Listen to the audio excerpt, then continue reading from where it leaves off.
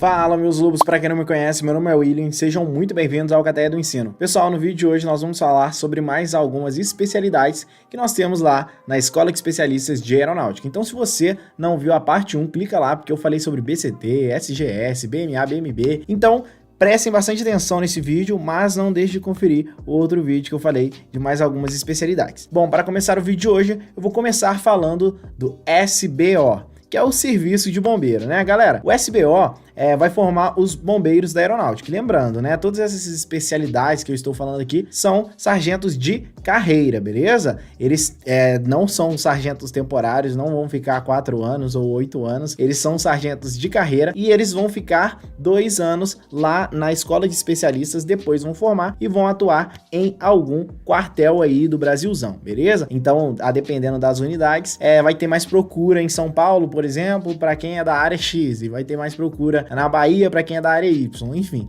Então, isso vai depender muito, mas no geral são 2 anos lá na EAR e também são sargentos de carreira, né? Então, esse é o básico de todos. Mas, Willy, o que diferencia um SBO dos outros sargentos? No geral, o SBO, ele é mais operacional do que muitos que trabalham como sargento, porque eles já trabalham diretamente com a prevenção e salvamento de alguns incidentes, né? Por exemplo, se há a queda de algum avião, necessariamente é chamado SAR, né? Que é o Search and Rescue, que é busca e salvamento. Para quem quiser, eu faço um vídeo separado do SAR. E quando tem algum fogo ou até mesmo risco de incêndio ou algo do tipo, é chamado o SBO. Pois o SBO, depois de formado, ele tira alguns serviços que ele tem que ficar ali meio que atento 24 horas, porque se ele for chamado, ele já tem que estar preparado. Então, o SBO, ele atua em salvamento, né? Então, se tiver alguma queda de aeronave, sendo civil ou militar, e tiver a necessidade da atuação da Força Aérea, ele vai estar lá de prontidão. E também prevenção nos arredores ali de uma pista de voo, certo? De um aeroporto. Então, ele tem que trabalhar, tem que ficar atento a isso para prevenir e para salvar possíveis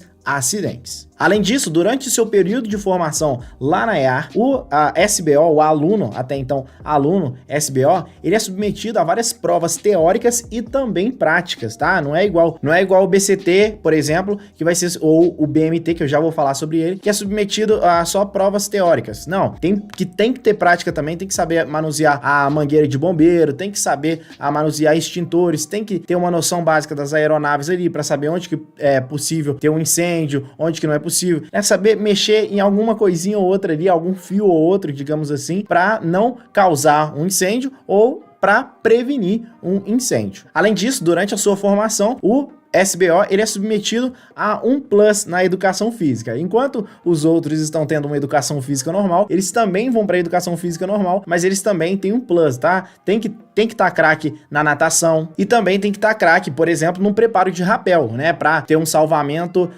em altitude, um salvamento em pleno voo, por exemplo. Então, essas operações assim, isso aí tem que ter um preparo físico um pouco mais elevado do que um BCT que vai ficar atrás do computador, por exemplo. Então, essa parte prática, essa parte operacional deve estar mais desenvolvida do que as outras áreas. Bom, agora vamos para o BMT, que é o básico em meteorologia. Bom, galera, os alunos de BMT, eles são mais submetidos, diferentemente do SBO, eles são mais submetidos a provas teóricas, né? Porque é meteorologia, pô, tem que ali saber do clima, saber do tempo, e o BMT, ele, depois de formado, ele garante a tranquilidade do voo, né? Afinal de contas, imagina você voar numa área turbulenta, ou próximo a um país que está passando por um terremoto, um acionamento de um vulcão, sei lá, né? Eu não entendo muito bem disso não. Se você me perguntar as capitais dos estados aqui brasileiros, eu sei de 5. Acho que eu não sei disso tudo, não. Mas geralmente o BMT, ele trabalha com o BCT, né? Que é o básico em controle de tráfego. Por quê? Porque ele passa ao aviador as condições de voo, a fim de garantir a tranquilidade do voo, ou não é? Tem que garantir a segurança ali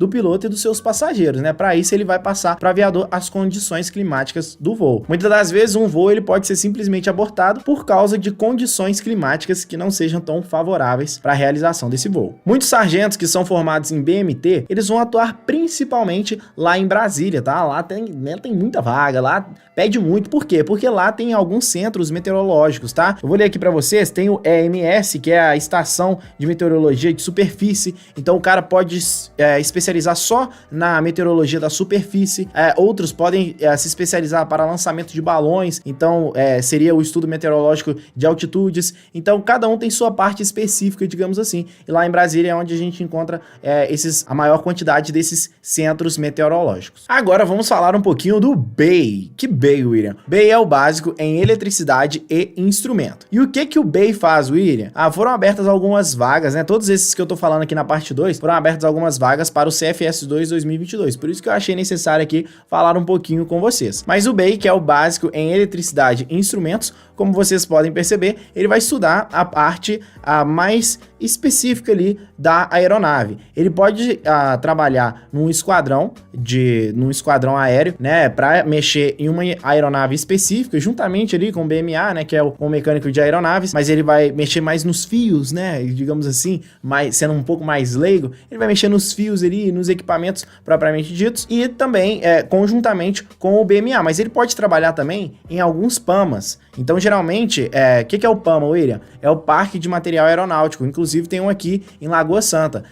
Geralmente, depois que o BEI ele forma, ele pode ser designado para São Paulo, que tem, salvo engano, tem um PAMA lá também, tem um PAMA aqui e também em Brasília, mas tem outras localidades que ele pode atuar, é claro, né? Ele pode atuar, como eu disse para vocês, em alguns esquadrões aéreos, mas também nos parques aeronáuticos. Durante o período de formação, o BEI é submetido a uma teoria bem árdua de física, né? Eletricidade, magnetismo, essas coisas assim que, meu Deus do céu, eletromag, pra mim, eu passei um terror quando eu estudei lá na IPK, eu passei uma fase bem complicada no terceiro ano, porque no terceiro ano eu já não tava aguentando estudar mais e tinha ali que estudar a questão da física, que é o eletromag, e, né, mas a gente conseguiu tirar, né? Tiramos sem pegar recuperação, mas lá na EAR não é assim não, o negócio é mais embaixo. Por quê? Porque a física que eu vi no ensino médio foi física de ensino médio. Eu não precisava garantir a segurança durante o voo da aeronave. Então, a física, ela é bem puxada. Então, você que tem dificuldade aí, você